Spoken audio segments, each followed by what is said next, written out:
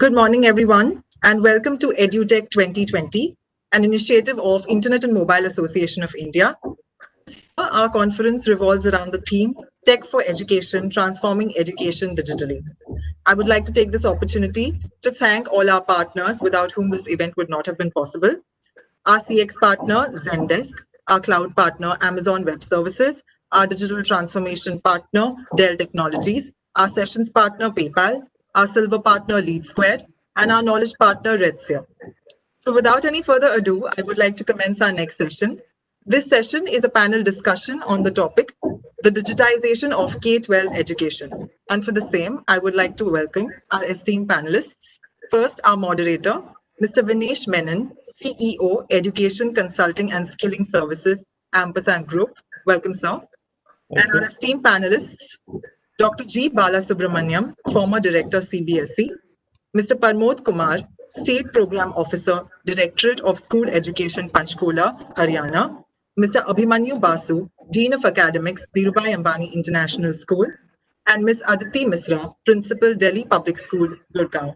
Welcome to everyone. I would now request Mr. Menon to please take over. Thank you.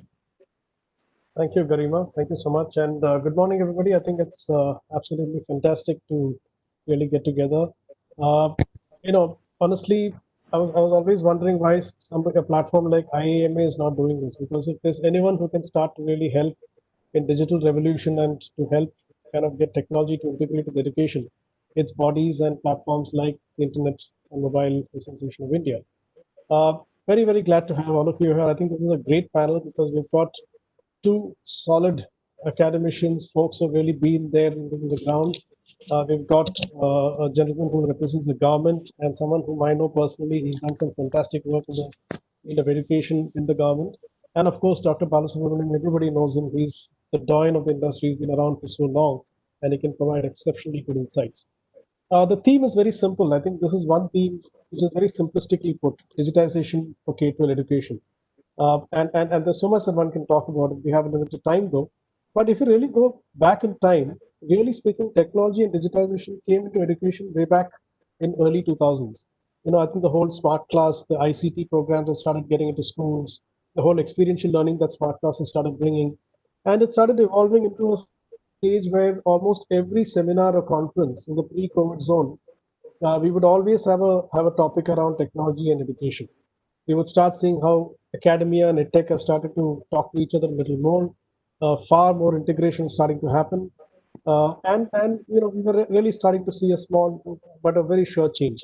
But two game changers have happened in the recent past. One, and in sequential order, one is COVID, and the second is the new education policy. Now, both these game changers, I think, have really made the word of technology and the whole deployment of technology be seen very, very differently by everybody. And I think the speed at which the whole process of technology integration is starting to happen in schools has started to go up.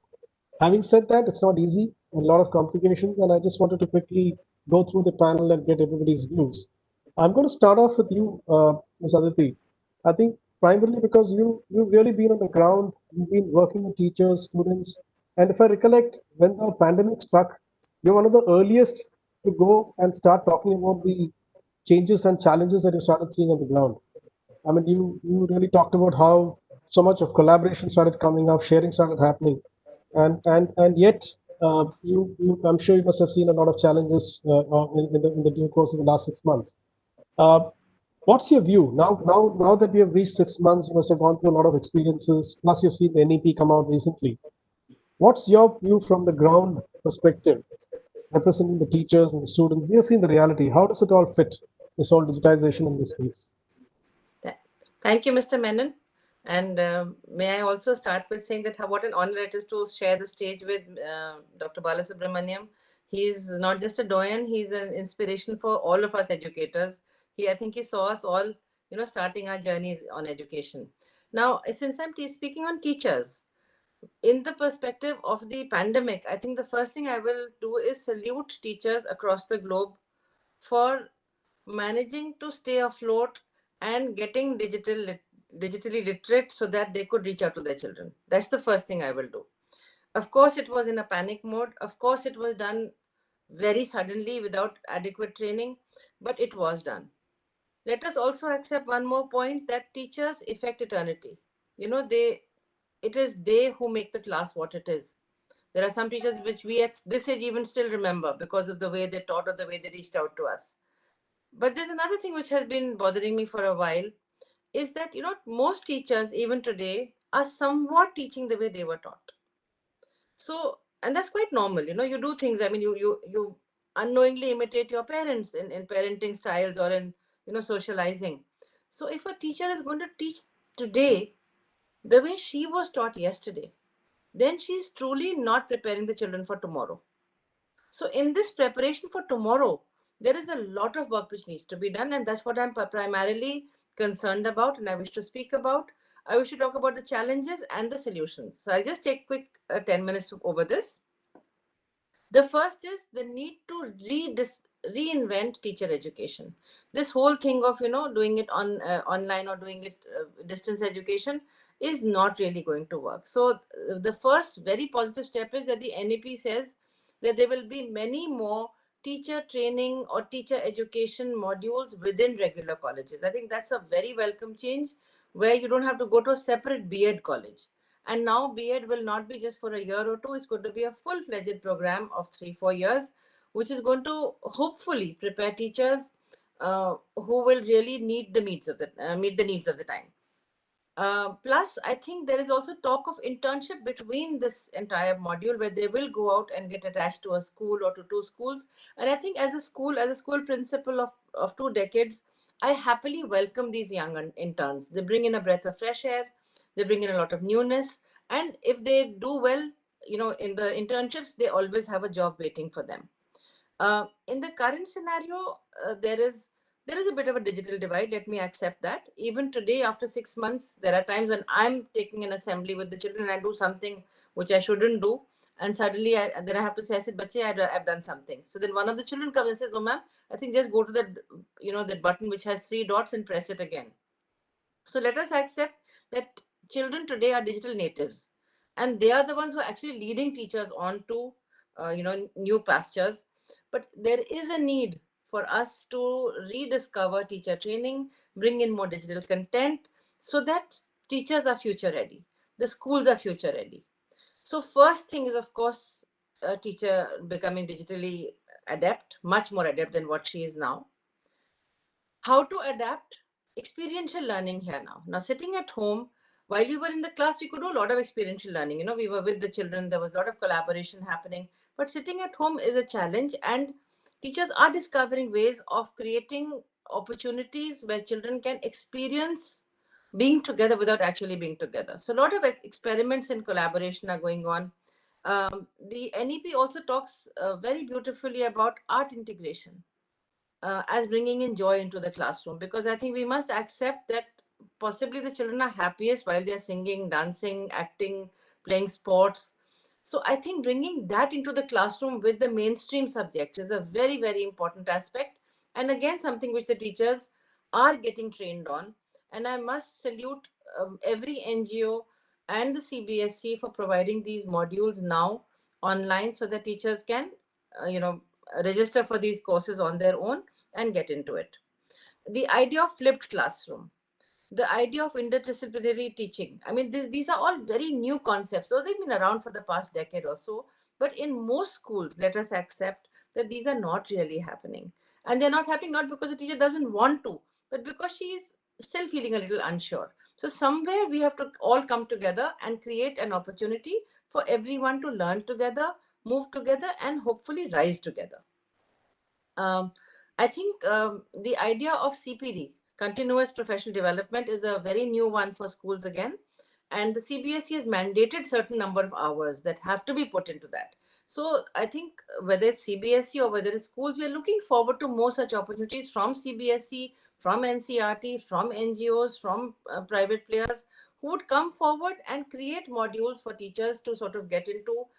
Teachers can do, a sharing of best practices.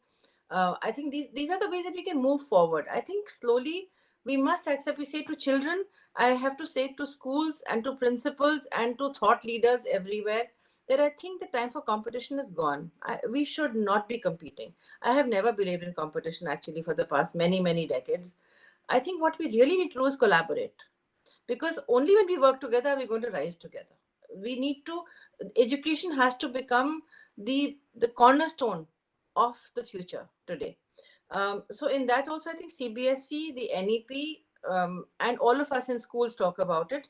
That is something called hubs of learning, which CBSE started a year ago, where schools were sort of clubbed together from a particular area so that they could work together and share resources. It has worked well, but I would honestly put it at only 50% right now, because in this pandemic happened and we could not collaborate as much as we wanted to. And when we talk about the hubs of learning, there is no question of somebody being bigger or smaller, or small school or big school. It is just a sharing of resources, because I think when you walk in with a will to learn, you will learn from everything and every situation.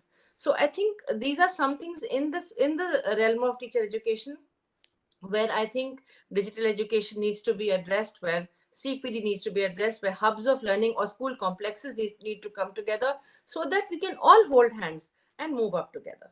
Somewhere the Sure. public partnership must come in as well, where private schools can handhold government schools or municipal schools.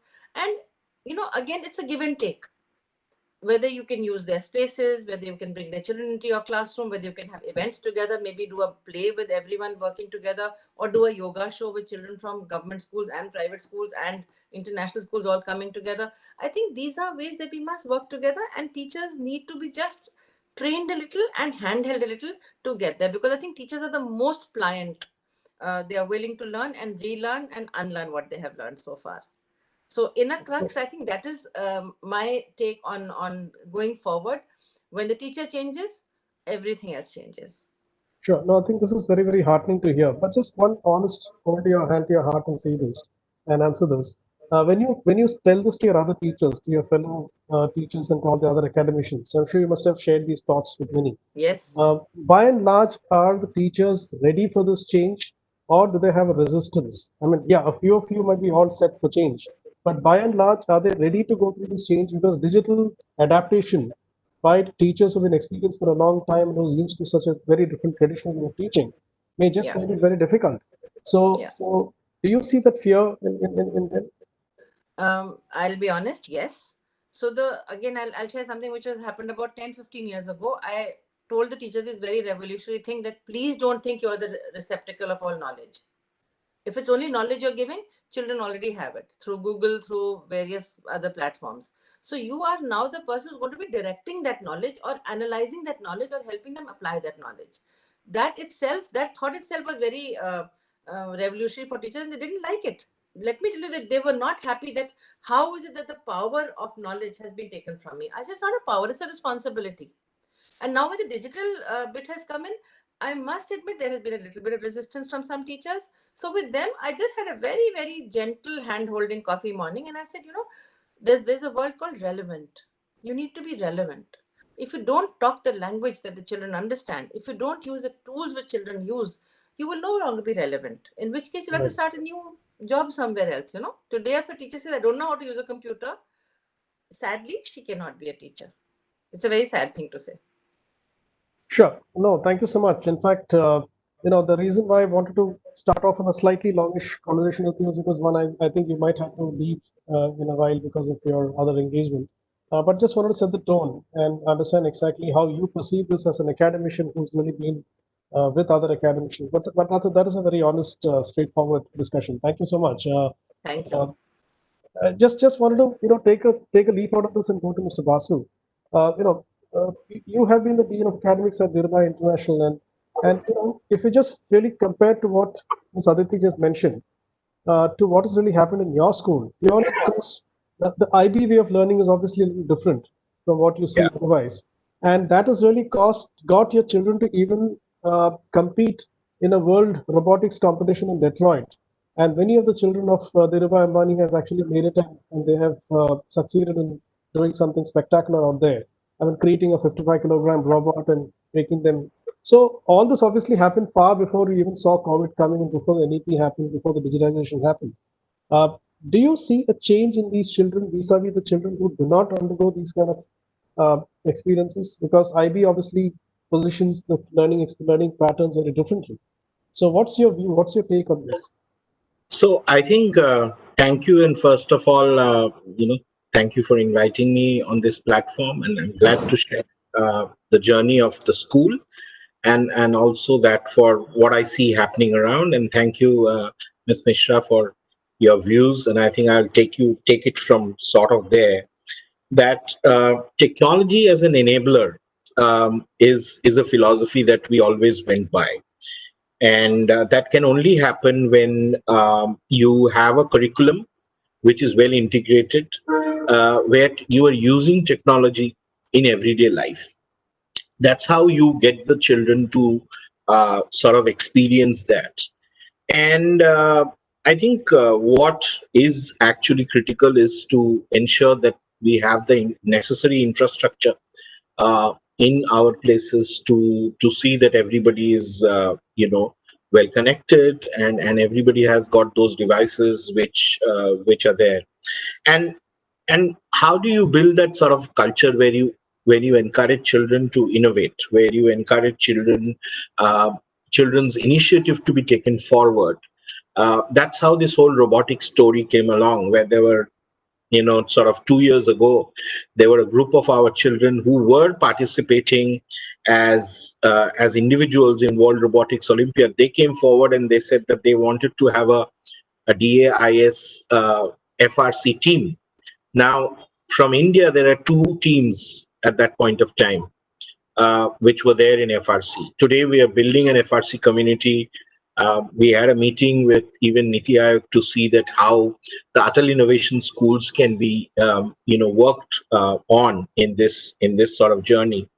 And it was great because we had this meeting in January, February. After that, obviously, COVID happened.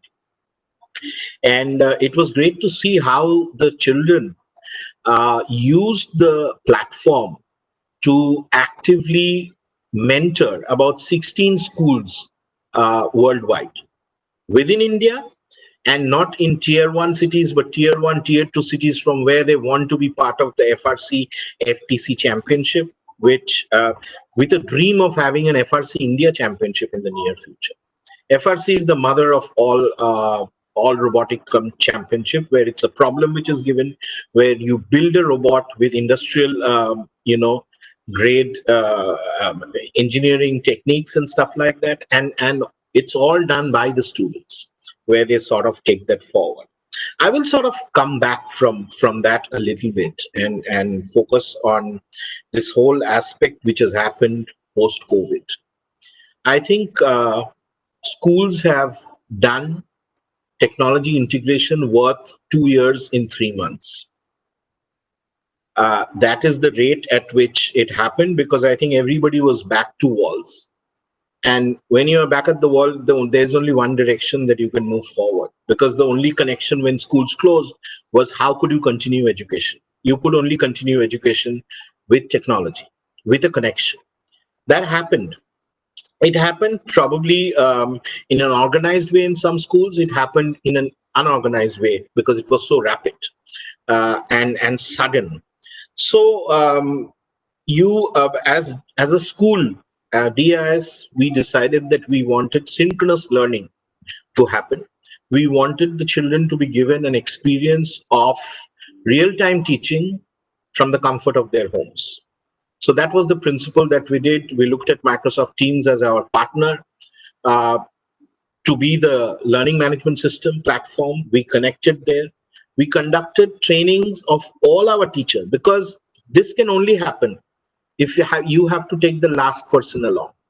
And in a bell curve, you will always have people who are ahead of the curve with technology, but you will also have people, as Ms. Misra was saying, that they will be who are reluctant, who are not very conversant. And you have to move out of your comfort zone to be to make yourself, because children are digital natives.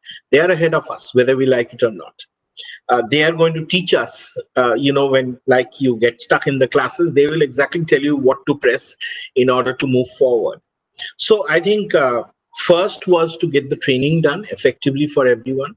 Second was to take the parents along and the children along so that they understand how this is going to happen. And be a comprehensive platform through which you can deliver holistic education. So we delivered holistic education where it was not limited to just classroom teaching, how the art classes would happen, how music would be delivered, how yoga can continue, how physical education can continue, with a limit to screen time, with ensuring that there are gaps which are there through the day, a new timetable in which we were giving adequate breaks every 6 weeks so that everybody gets a rest, because being on the screen is tiring for the children as well. And also looking at a situation in which we make all of these things in such a way that at the end of the day, we are all social human beings. If you ask any child today in any school what they would like the most, from kindergarten to grade 12, I am hearing one story. At any cost, I would like to come back to my school. So And what our is said, children, sir, is that, so what is said, even Ambani did go through its own challenges while transitioning into this whole digital space, despite the fact that a school like you would have been already somewhere technologically much ahead than many yeah. others. So we were, yeah, yeah. So we were ready to integrate technology in Yes. the classroom if the children were in the classroom.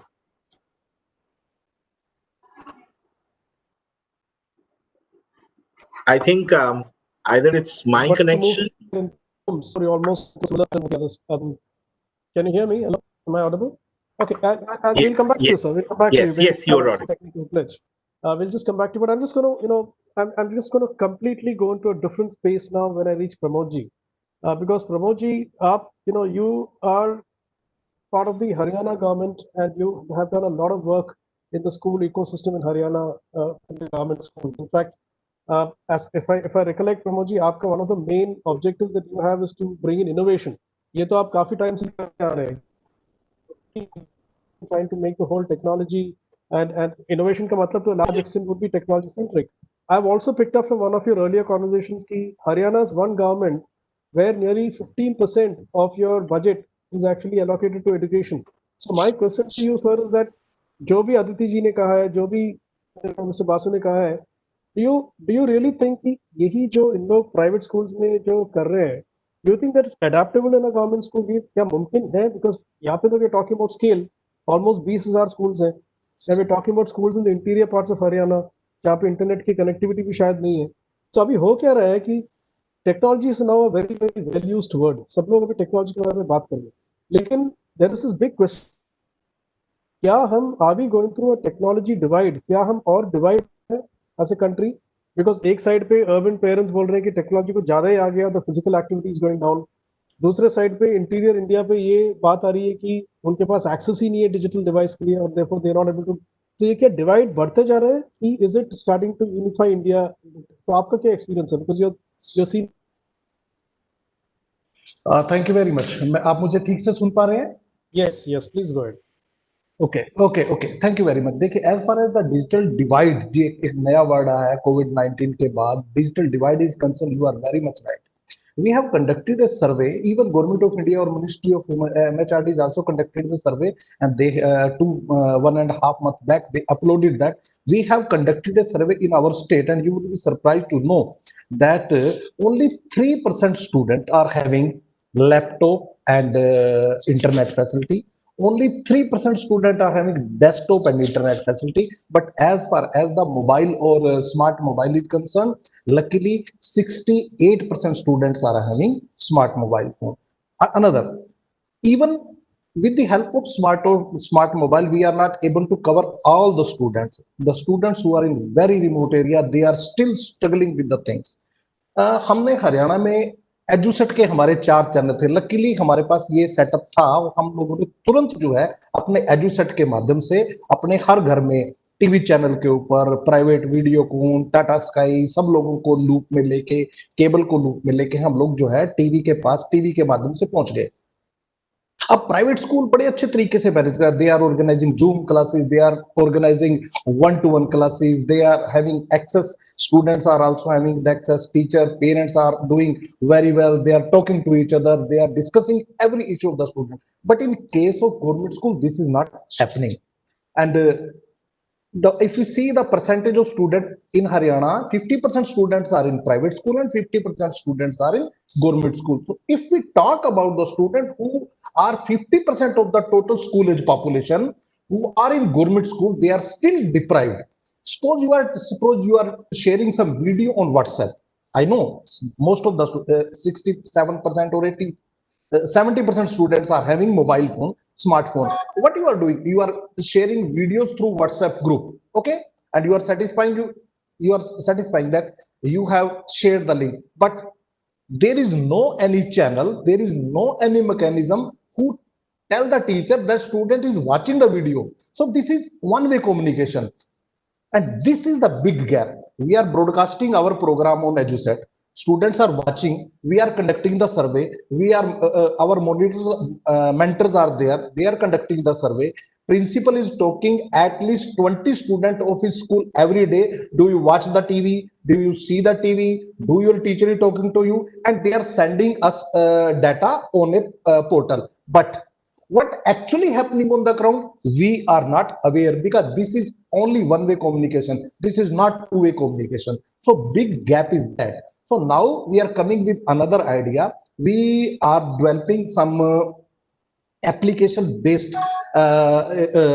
platform where we come to know that if the student is watching during the television telecast, we are putting some quiz questions and we are motivating or promoting the student to respond the question, so that we come to know that yes, these number of students are watching the telecast and they are seeing the telecast and they are answering the question, and we are giving them award, we are giving them prize, so that increase the viewership. We are doing this. But again, Vinesh, you are very much right.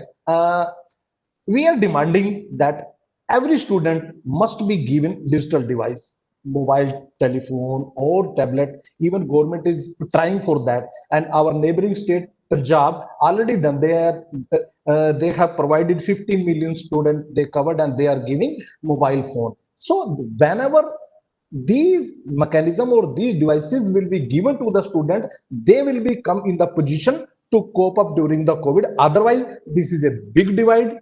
These students who are from poor family, students who are from disadvantaged section of the society, they are deprived. The student who are underrepresented group, or as NEP is saying, that socially economically disadvantaged group students, yes, they are still deprived. And I suggest every NGO and foundation and CSR, my request to everyone who is responsible for policy and who is responsible for decision making, please fill up this gap.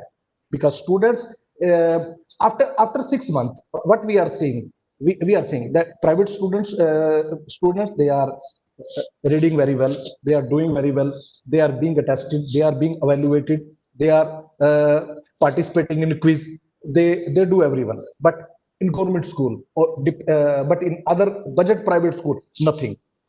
So they, both section of student will go for board exam, and board exam will assess them in the same way. Then the board system, CBSE or ICSE or Haryana board, they will not ask, okay, they were deprived, this question paper for them, they were this question. There will be a single question paper. So in April or in May or June in 2021, we will see the big gap in percentage, big gap in assessment. We will see. So this is a big gap. And government of Haryana, as you already mentioned, 15% of the total expenditure is now for education. So we here trying to provide digital device to the student, so that this gap may be filled up. Wonderful, wonderful. I think this is very heartening. And hold on to your thought, Pramodji. I'm going to come back to you with the follow-up point in a minute. But before that, I'll just jump to you, Dr. Balasubramanian. Yeah. I have come to you consciously at the end, sir. Yeah. Because there's a simple reason for that. One, you have heard everybody now. You've heard Aditi ji, you heard Mr. Basu, you heard Pramodji. And you are someone who's been around for a while, and you've really seen this whole thing evolve. I mean, 20 years back, 25 years back, 30 years back, I don't think you'd have even envisaged that we will be having a conversation like this, where we're talking about how digital revolution is taking place. So you've seen the policy in the earlier avatar, You started seeing the change which is happening now. But some realities. So on one side, when somebody like an Aditi ji says that teacher training is so important and they have to adapt, you also have on the other side Pramod ji saying that the fact is that there will be a divide and it has to be sorted. So what is how do you see this whole thing panning out, Bala sir? Well, Mr. Vinesh, my memory goes back to 1974 when the first, TV channel, Doordarshan channel, was established for education, right? And that was the way that education and technology started, right? I remember having been a teacher on the television for a year and over. I also recall in 1980, for the first time, the computers were brought to schools, and then the CBSE started introducing in 1982 in class 12. And hardly 20 students appeared for the class 12 examinations of the board in the computers.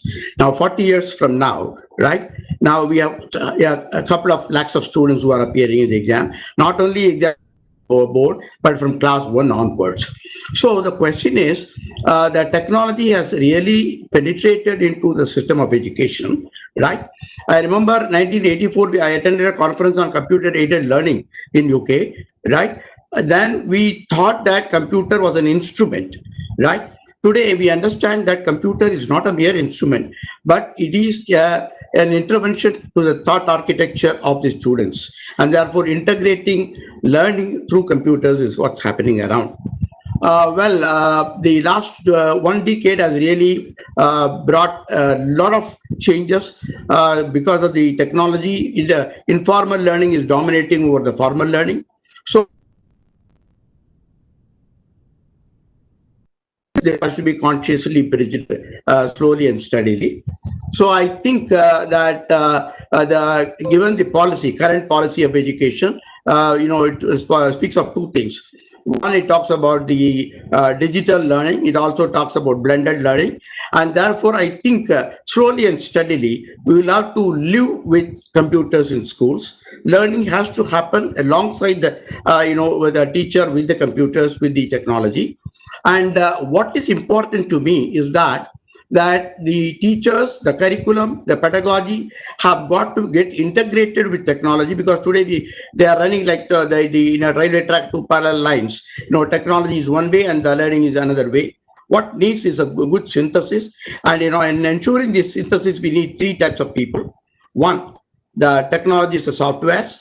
The other, the visualizers. The third is the teachers and the content preparations. There is no synthesis. Now, slowly something is happening, and the way that this synthesis is happening is very slow. So I think what's important is that edutech people has to go to the next level of thinking, taking computers as not merely instruments of operation, but instruments that will bring about a thought architecture, change in thought architecture.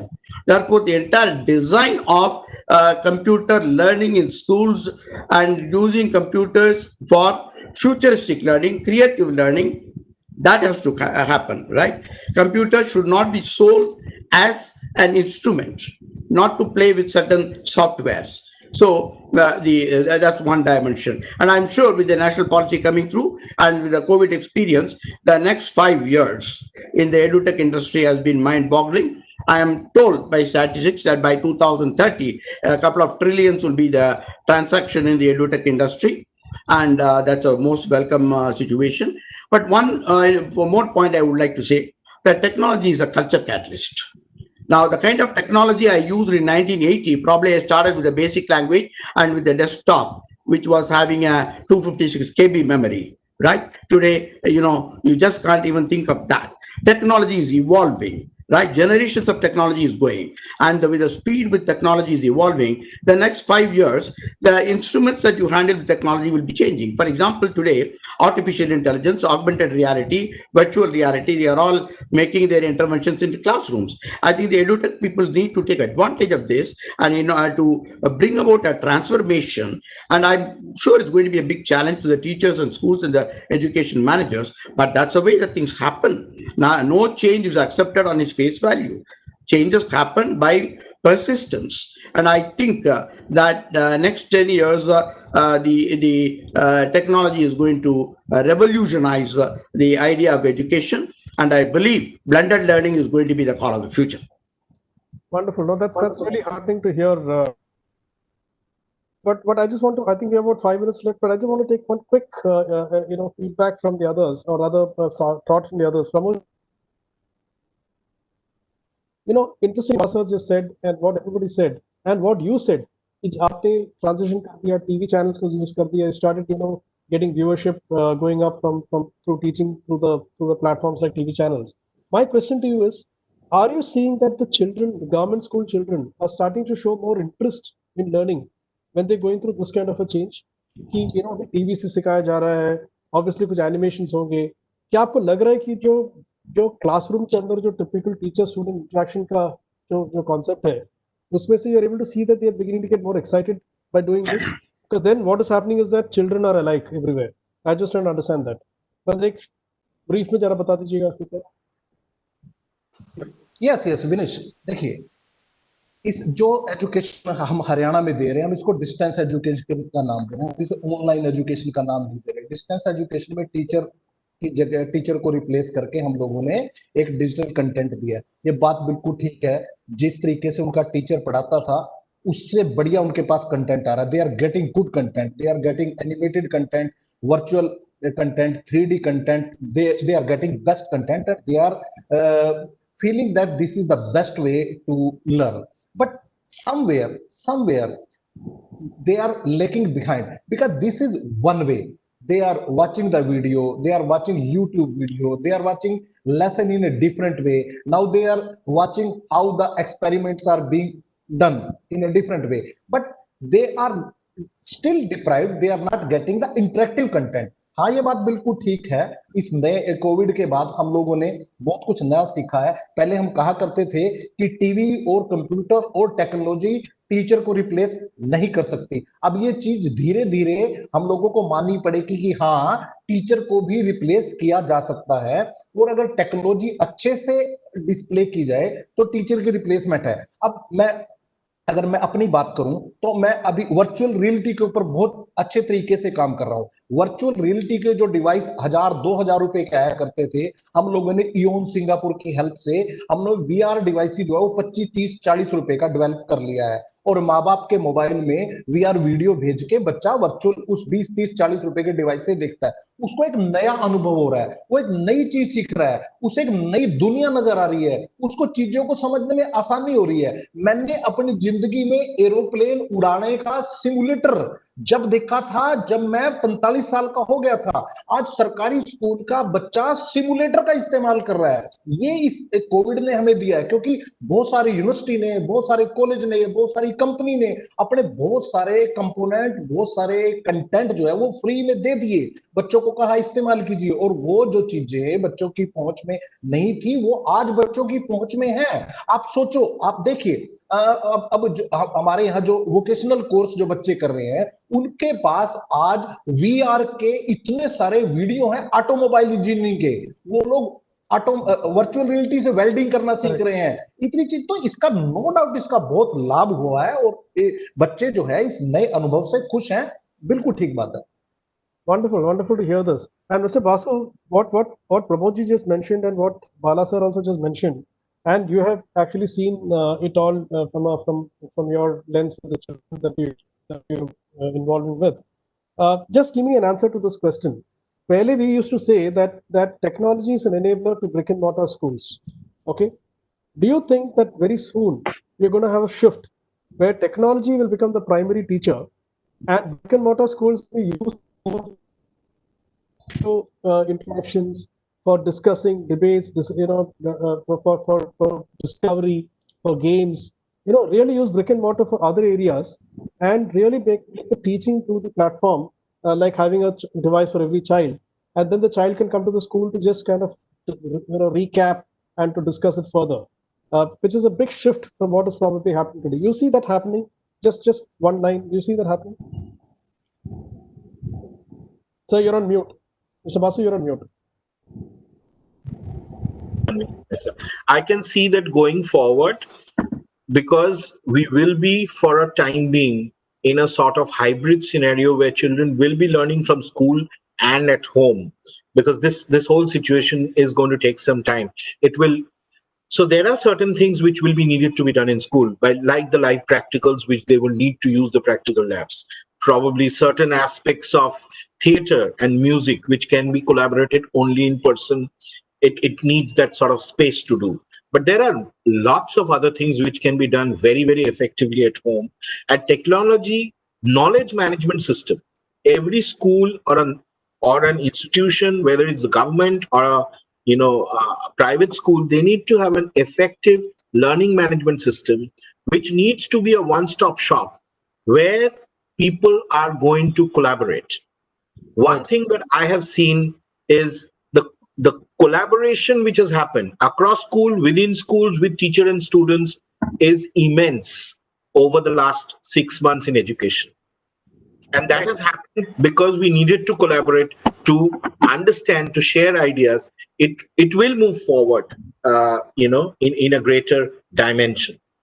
Thank you. And Dr. Bala, just to, we got about four odd minutes left, and there are some questions. But Dr. Bala, if you were to just sum up this whole thing, and if I were to ask you one simple question, Bala Sarki, is India, therefore, as a country, are we in the right speed and pace progressing towards making us probably one of the best knowledge centers in the world? Because even this whole NEP that is going to get implemented, we see that the outcome is going to be really seen towards the end of the decade. And probably around 2035, 2032, 2035, that we will really see the real impact of what is being done today. But do you feel that pace is okay? Are we going in the right pace and speed in comparison to what has happened so far? Absolutely true. With that we can, you can just wrap it up. Yeah, absolutely true. As I said, the technology is a culture catalyst. With the shelf life of technology being very low, we need to have to go on coping with technology. So it's going to impact the learning culture of the people, right? So you cannot learn the future without technology. Right. Therefore, I think we are in the right direction, whether it is because of NEP, whether it's because of the social dynamics, and as our friend pointed out, learning management systems. You will get new learning management systems evolve, and therefore you will have to redefine the learning curve of the future, right? With not the one that I started, learned a degree and will go for 30 years. No, it will be a continuous periodic learning and updation, and that's going to be the gift of technology. Wonderful. I think this is very hearty. Unfortunately, I'm very tempted to start further discussing, but I know that if I start that, it will not end by 12:25. Pramodji, your closing comments. Yes, Vinesh earlier हम लोग ये कहा करते थे कि teacher जो है वही सब कुछ देगा, वही ज्ञान का दाता है, वही ज्ञान का भंडार है. अब वो चीज बदल गई है. हम उसके बाद जब नई टेक्नोलॉजी है, जैसे फिनलैंड में टीचर को कहा जाता है कि आप ज्ञान का भंडार नहीं हो. ज्ञान के तो और बहुत सारे भंडार हैं. आप उन बच्चों को बताइए कि ज्ञान पड़ा कहाँ है. आप फैसिलिटेटर बनिए, आप गाइड बनिए, आप मेंटर बनिए, आप डायरेक्टर बनिए, आप मोटिवेटर बनिए. ज्ञान के भंडार तो बहुत जगह है. और ये बात बिल्कुल ठीक है. इस कोविड-19 के दौरान बच्चों ने, टीचर ने खूब एक्सप्लोर किया कि पर्टिकुलर कंटेंट को लेके कहां पे मटेरियल पड़ा है. अभी डॉक्टर बाला बता रहे थे कि लर्निंग मैनेजमेंट सिस्टम, बिल्कुल ठीक बात है. देखिए, कोविड मान लीजिए 3 महीने में, 4 महीने में, 6 महीने में कोविड ठीक हो जाएगा. जो न्यू नॉर्मल आएगा ना, न्यू नॉर्मल भी ब्लेंडेड लर्निंग के साथ आएगा. हमें इन सब एक्सपीरियंस को अपॉर्चुनिटी की तरह लेना चाहिए. प्रधानमंत्री कहते हैं कि जो ट्रेजेडी है, अगर हम उसको अपॉर्चुनिटी, ये ट्रेजेडी थी, मैं मानता हूं, लेकिन हम इसको अपॉर्चुनिटी में बदलें. हम लोग कहें कि वाकई ही हम लोग ब्लेंडेड के साथ चलेंगे. एक मिनट और लूंगा. मुझे याद है 2014 में आपको पता है UNESCO Paris headquarter mobile learning week करवाता है. मोबाइल लर्निंग वीक में पूरी दुनिया के वो इनोवेशन आते हैं जो पेडागोजी में, एजुकेशन में, जो मोबाइल के साथ क्या क्या हो सकता है उस पर काम कर. जब मैंने सबसे पहले अटेंड किया, 2013 वाला मैंने अटेंड किया, मुझे लगा अरे यार क्या बात है. मोबाइल एक 5 इंच की स्क्रीन, 6 इंच की स्क्रीन, यार इतना बड़ा आंदोलन खड़ा कर सकती है. तो वो हमें कोविड में पता लगा कि हाँ, इस 5 इंच की, 6 इंच की स्क्रीन ने चमत्कार किया. Thank you. Thank you, sir. In fact, COVID and NEP has, I think, made us realize that technology is really going to walk the talk. Thank you so much. I think what we just discussed is like a teaser, it's like a trailer of a big movie, and I wish we could talk more.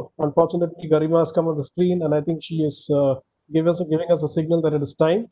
So with that, I'd like to wind up, but thank you so much. It was a wonderful session, brilliant insights. I think all of you, and Aditi ji in absentia, I think it all went a very, very good discussion. Garima, over to you.